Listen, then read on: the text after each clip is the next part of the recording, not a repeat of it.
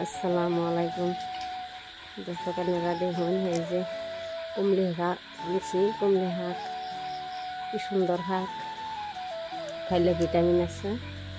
আমি হাঁটি বাচ্চা লড়াটা তেল ছাড়িয়ে দিলাম, মশলাটা দিলাম, নিমখ দিয়ে দিলাম, লাড়া ছাড়া দেওয়া যে মাছটি ঢেলে দিলাম। মাছ দিয়ে কুমড়ি শাক দেওয়া নাই, মাছটা একবার মাছটি এলুক,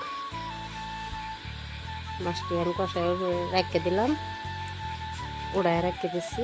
আমি আলু দিলাম, আলু দিয়ে যে কুমড়ি শাকটি এখন ছেড়ে দিচ্ছি। অল্প ডাইকে দিন লাগবো, 10 মিনিট হইব।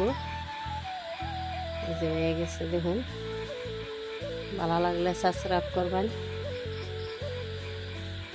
সবজিটা হয়ে গেছে গা, সাবস্ক্রাইব করবেন।